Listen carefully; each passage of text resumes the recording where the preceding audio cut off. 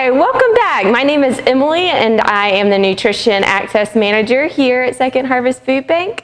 And so we've allowed our pinto beans to soak overnight so they are good to go. And now we have drained all of the liquid out in our colander. And so after that, all you want to do is just rinse them a little bit with some cool water, just for a minute or two until they're nice and rinsed off. And then we're just going to put them in this Tupperware until a later use. Okay. So they are good to go. Okay, so now we are going to start off with our onion. So whenever you have an onion, you just want to make sure to peel off all of the brown spot or the brown layer. So we'll just peel that off.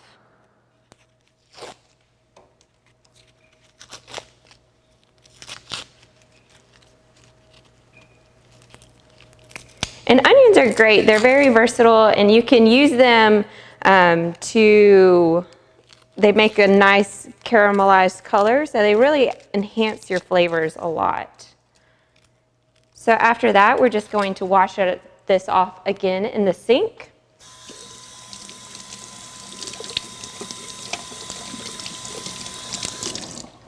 Okay. And so whenever you're cutting any kind of a vegetable, you want to remember that you want to cut off the ends first. And so that gives you a nice area, a nice stable area where you're able to cut the rest of it. So just cut it right down the middle, and then all you're going to do is make little lines. So not all the way to the end, but just about 3/4 of the way down the onion. So just cut little lines all the way through, and then you're going to turn the onion the other way. So the lines are this way. You're going to turn it this way and cut this way. So you're making like a little cross. All right, and then again, you flip the onion again. And so all you're doing is just chopping your onion up. And you're good to go. And so we're just going to do the same thing again with this one. So again, you just want to cut lines this way, and then you want to cut lines the opposite way.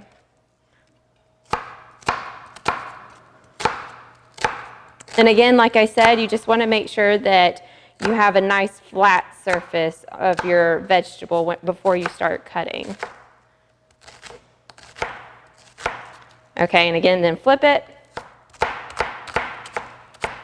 And you have a chopped onion. Okay, so we're going to put this into our medium to large size pot.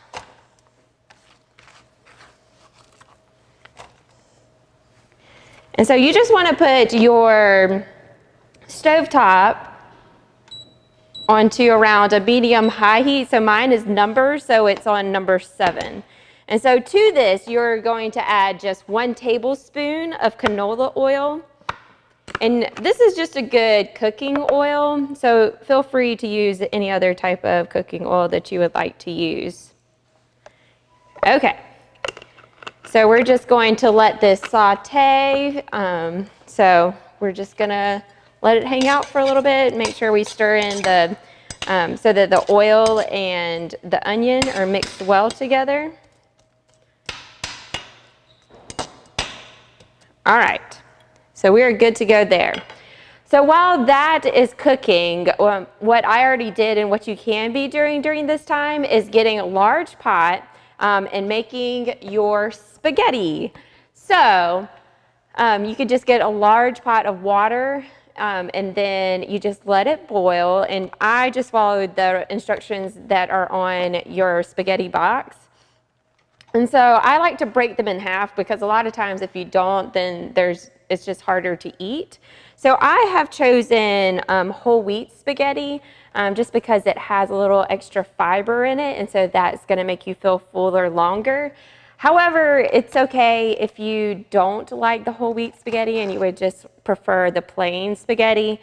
You can get your whole grains a number of different ways, from whole grain bread, whole wheat bread, or you can get it from brown rice, or you can get it from quinoa, or whatever that you would like. So I went ahead and cooked mine, and so it is right here and it's good to go. and our onion is good to go. And so the next thing that we're going to do is open up our cans. So what you want to add after your onion is done is 2 cans of diced tomatoes. And I got the no salt added kind just so that I can add salt as I'd like to, but you don't necessarily have to. And so what I like to do is to rinse off or wipe off the tops of the cans in case they have any kind of dirt or any kind of grime on them. So I'm just taking a clean cloth and I'm just wiping them off. I'll wipe them all off. And then take a clean towel and wipe off after that. Okay, so now we're using our can opener just to open them.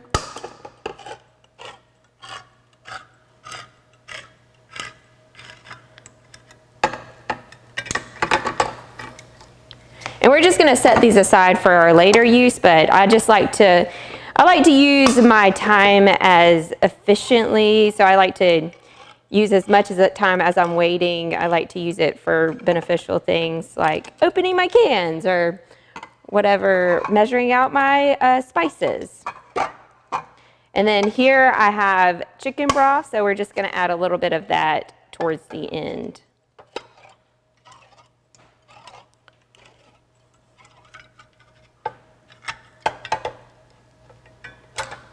Okay, so those are good to go. All right.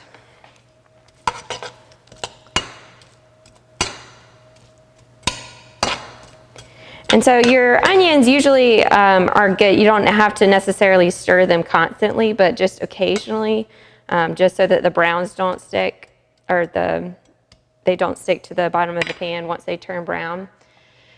The other thing about so now you have a ton of pinto beans. And so the great thing about that, like I said earlier, is they are going to be considered a protein as well as a vegetable. So they have your B vitamins, which are good for helping your body make energy. But they also have fiber, which makes you feel full longer. And then, of course, protein is also really great for you for a number of different things. So you don't necessarily have to use all of these. We are only going to use 3 cups of our pinto beans in our recipe. So after you're done with those, you can use it for, you can use the rest of the beans for other things. You can make bean hummus, you can make bean soup, you can make whatever you would like to have. You can also freeze them and then use them for later. So I think even though it seems like a lot, it seems daunting at first, they are just a really versatile vegetable / protein that you can use in a number of different ways. So I think they're great. So now it sounds like our onion is starting to sizzle a little bit. And so what we're looking for is just for our onion to start to appear clear.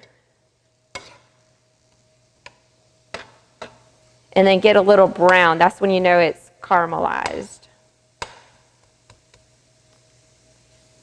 And also, when it starts to smell really good, that's when you know.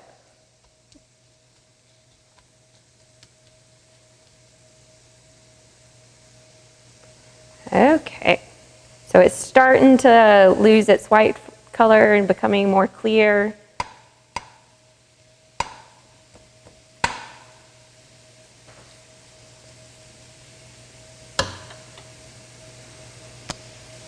And another great thing about this recipe, if you don't want to use pinto beans, but you would rather use meat instead, you're more than welcome to do that as well.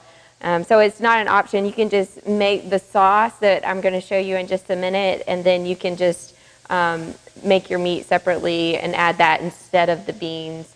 But the great thing about using beans is they are also a lot less expensive than your meat is. So they're a great way to save money throughout the week.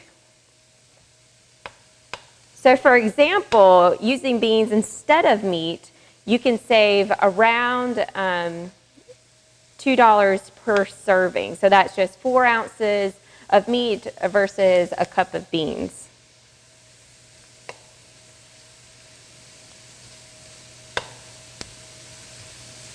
Okay.